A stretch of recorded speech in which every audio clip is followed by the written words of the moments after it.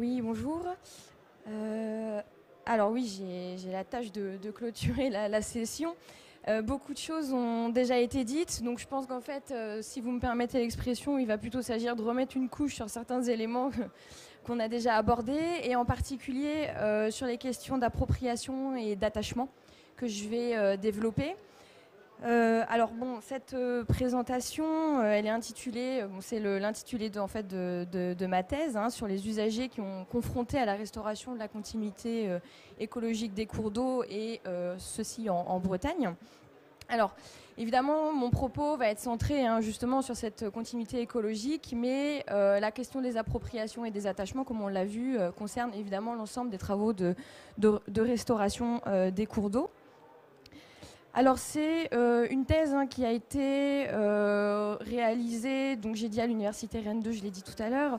On est parti d'un constat initial que des oppositions d'usagers se développaient sur les territoires qui étaient où se mettaient en place des projets de restauration de la continuité écologique.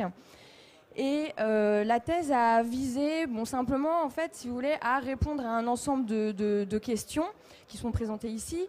Donc d'abord, qui s'oppose à ces projets.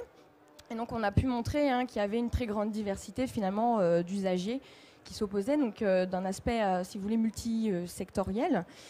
Comment, donc quelle forme, au pluriel, pouvait prendre la mobilisation de ces acteurs, de ces opposants. Et on a vu que finalement la forme associative était une forme privilégiée, mais ce n'est pas seulement le cas dans les conflits qu'il y a autour de la continuité écologique. C'est aussi le cas dans de nombreux et dans, je dirais, quasiment l'ensemble des conflits qu'il y a autour de l'aménagement en France et même à l'étranger. Ensuite, une autre question qui était le pourquoi, finalement, c'est quand même l'aspect central. Pourquoi ces personnes-là, pourquoi ces usagers s'opposent ? Et donc là, il s'est agi de repérer et d'identifier, ainsi que de caractériser les différents registres argumentaires qui ont été employés, donc à la fois sur le contenu de l'action, sur les modalités également de l'action, donc là, tout ce qui touchait aux questions de concertation, aux questions de légitimité de ces opposants.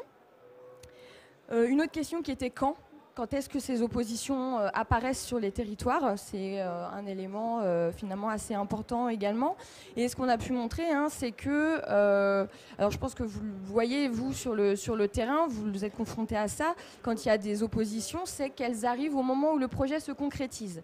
C'est-à-dire que au moment où les réflexions sont en place, où les scénarios sont créés, le projet reste encore quelque peu abstrait, et c'est au moment, donc dans le cadre de la continuité écologique, c'était essentiellement au moment où les propriétaires de moulins recevaient les courriers que la mobilisation d'abord individuelle se mettait en place.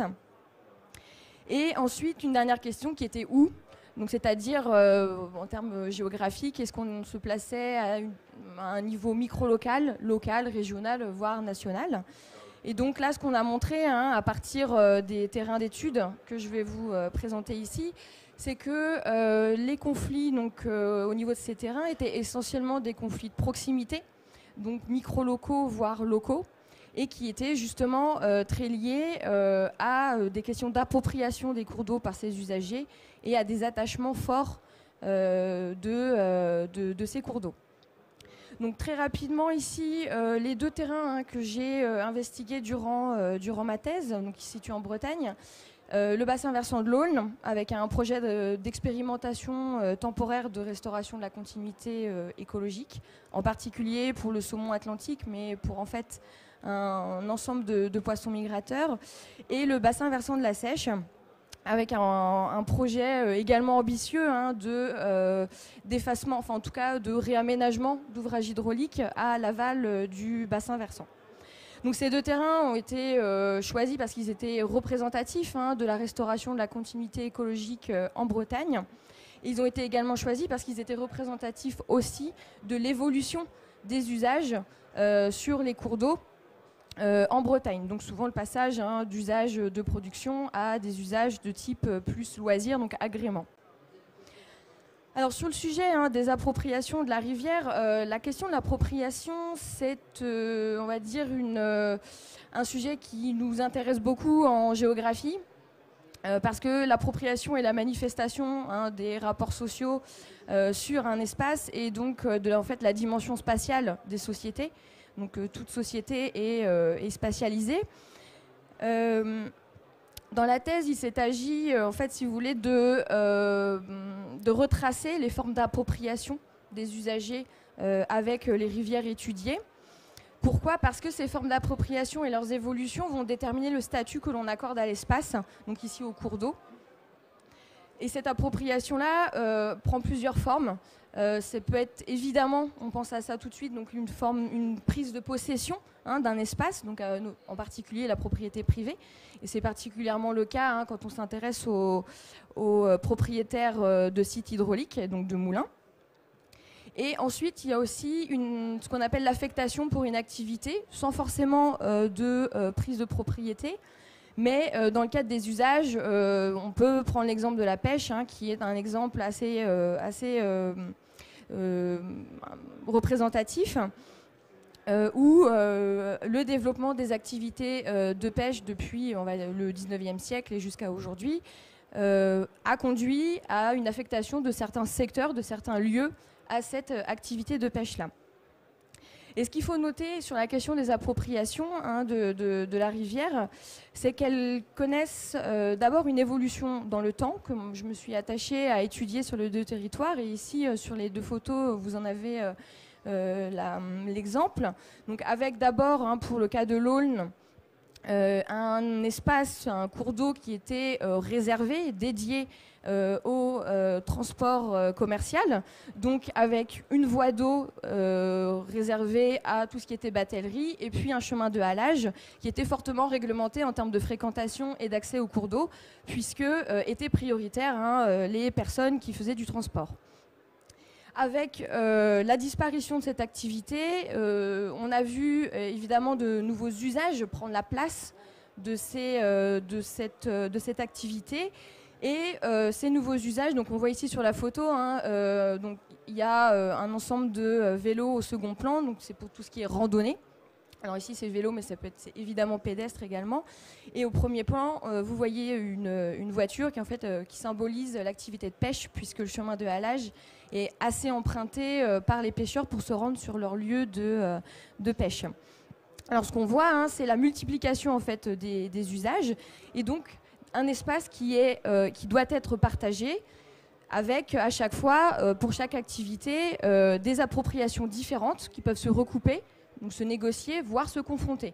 D'où aussi les conflits d'usage qui peuvent se développer sur ces territoires-là.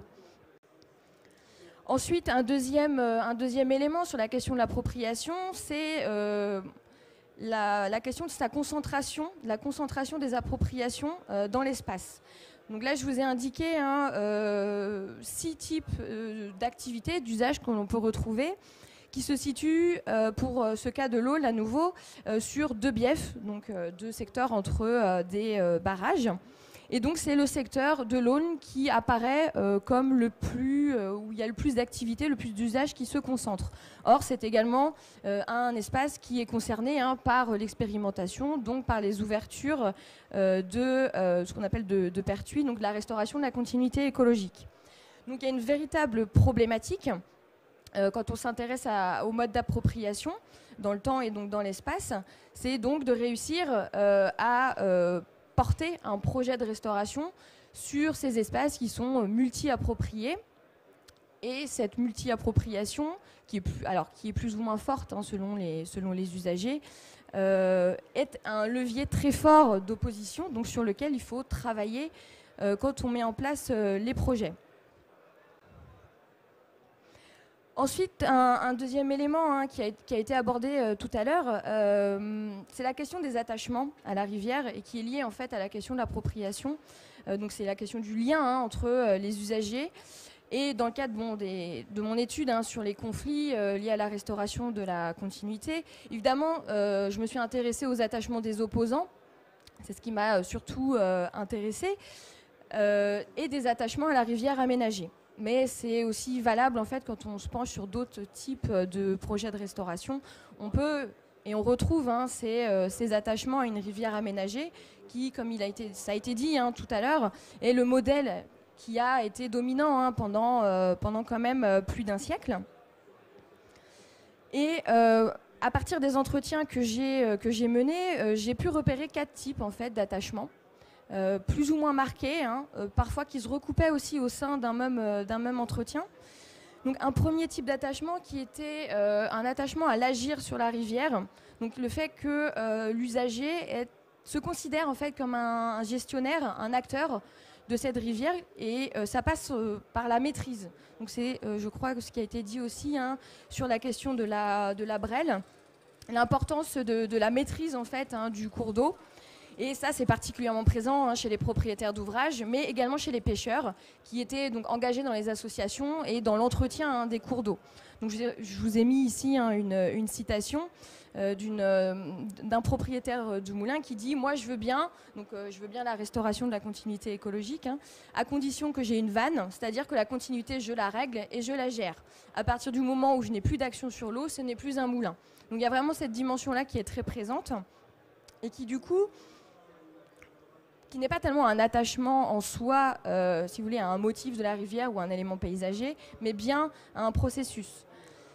Ensuite, il y avait un deuxième attachement qui était très important également dans les discours, c'était l'attachement au milieu créé, hein, qui sont pour un ensemble d'usagers qui s'opposent les garants des usages qu'ils ont eus tout au long de leur vie ou qui sont implantés depuis longtemps sur ces cours d'eau. Et à nouveau, hein, c'est aussi pour ça hein, d'ailleurs que dans les discours d'opposition, on retrouve des discours très marqués hein, sur la volonté de sauvegarder des espèces de poissons blancs au détriment d'espèces très valorisées hein, par justement les milieux scientifiques et techniques. Donc ce deuxième type d'attachement est en particulier présent chez les pêcheurs, qui utilisent en fait les milieux hein, pour leur activité. Enfin, il y a un troisième type hein, d'attachement qui est la vision d'une rivière comme lien social.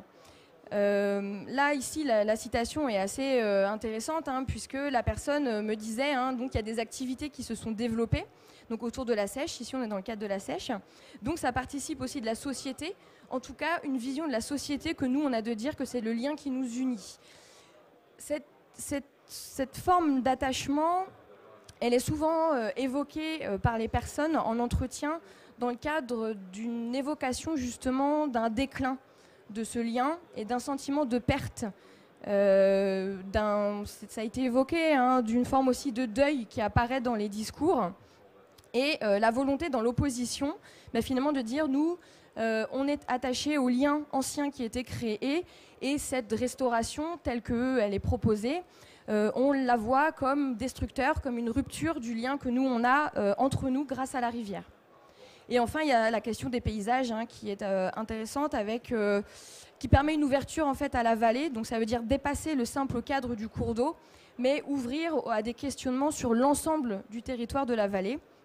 Et là, évidemment, on a des évocations assez différentes selon les personnes, mais qui marquent un attachement et une familiarité très forte avec la rivière.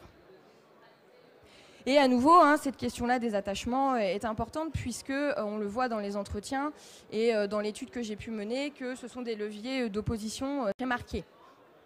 Donc pour conclure, je dirais que cette question de l'appropriation et d'attachement sont un pan de la connaissance des projets, servent de base, sont, si vous voulez, un des axes hein, de ces projets.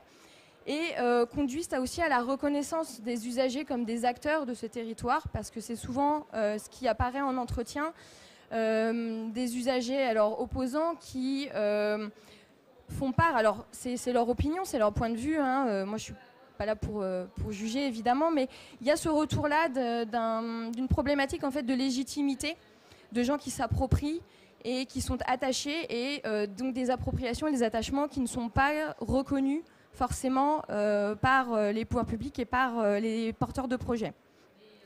Donc l'idée, hein, c'est de dire que ça recoupe hein, fortement ce qui a été dit précédemment, mais que les états des lieux et les diagnostics hein, initiaux préalables sont parfois trop fragmentaires sur ces questions d'usage, d'appropriation et d'attachement, et qu'une meilleure connaissance donc socio-économique, mais même territoriale, des espaces de projet apparaît utile justement pour mener les négociations et la concertation, et qu'on peut observer dans le cadre de la continuité écologique, dans certains cas, une forme d'inclusion limitée de ces usagers qui sont pourtant concernés, intéressés. Et donc il y a une forme d'inégalité, des légitimités à être acteur qu'on peut aussi observer avec des discours technico-scientifiques qui sont très marqués et qui se font parfois aussi au détriment de savoirs locaux. Alors évidemment, il y a la question de la vérité, des fondements des savoirs qui se posent, mais cette question doit être négociée, doit être mise sur la table, avec parfois une forme de disqualification de ces savoirs. Et finalement, ce que l'étude a aussi montré, c'est que l'adaptation locale des projets qui est nécessaire, et on le voit bien à travers les interventions précédentes, se confronte aussi à l'ambition réglementaire de la continuité écologique, et on observe un tiraillement de l'action publique autour de cette thématique-là. Et les dysfonctionnements qu'on peut observer quand on étudie les conflits, on étudie des dysfonctionnements. Finalement, ils sont plutôt systémiques, c'est-à-dire qu'ils sont pas liés à des incompétences des gestionnaires et des techniciens. C'est pas du tout ça le propos, mais de bien montrer que c'est d'une manière générale l'action publique qui doit être amenée à évoluer, pour également s'adapter en fait aux usagers, aux appropriations et puis aux attachements. Ce qui veut dire reconnaître aussi la part d'affectif dans la conduction des projets. Voilà, je vous remercie.